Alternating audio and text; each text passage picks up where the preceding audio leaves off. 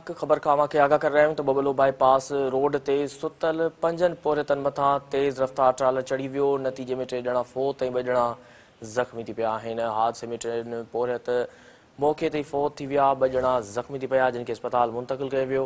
हादसे में गुलसन ढोमकी, दीदार ढोमकी, वज़ीर ढोमकी तॾहिं ते फोत थी विया।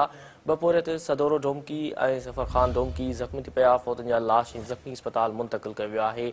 अवां खे इंतहाई अफ़सोसनाक ख़बर खां आगाह कर रहिया आहियूं त बबलो बाईपास रोड ते सुतल पंजन पोरियतनि मथां तेज़ रफ़्तार ट्रालर चढ़ी वियो। नतीजे में 3 ॼणा फोत ऐं 2 ॼणा ज़ख़्मी थी पिया।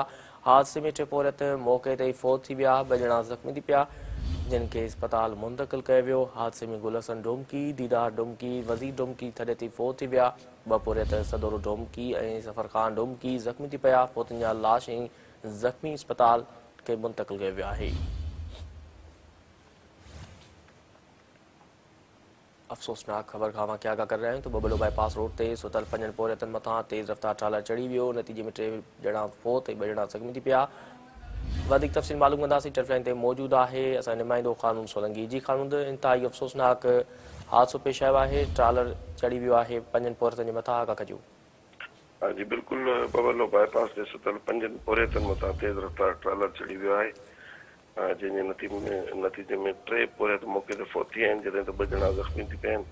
फोतनि ऐं ज़ख़्मियुनि खे सिविल अस्पताल ख़ैरपुर मुंतक़िल कयो आहे। अवां खे ॿुधायूं त बबलो बाईपास ते शिकारपुर खां आयल खजनि जे बाग़ ते कमु कंदड़ रोड ते सुतलनि मज़दूरनि मथां तेज़ रफ़्तार ट्रालर चढ़ी वियो, जंहिंजे नतीजे में 3 पोरियत आहिनि गुलसन ढोमकी, दीदार ढोमकी, वज़ीर पुटु इल्ताफ़ ढोमकी जेकी थॾे ते फोत थी विया आहिनि, जॾहिं त 2 पोरियत सदोरो ढोमकी ऐं सफ़र ढोमकी सख़्तु ज़ख़्मी थी पिया आहिनि। फोत थियल ऐं ज़ख़्मियुनि खे सिविल अस्पताल ख़ैरपुर मुंतक़िल कयो आहे। जी अवां खे ॿुधायूं त पुलिस जो चवणु आहे त ट्रालर खे पंहिंजी तहवील में वरितो वियो आहे, जॾहिं त ड्राइवर जेको आहे फ़रार थी वञण में कामयाबु थियो आहे।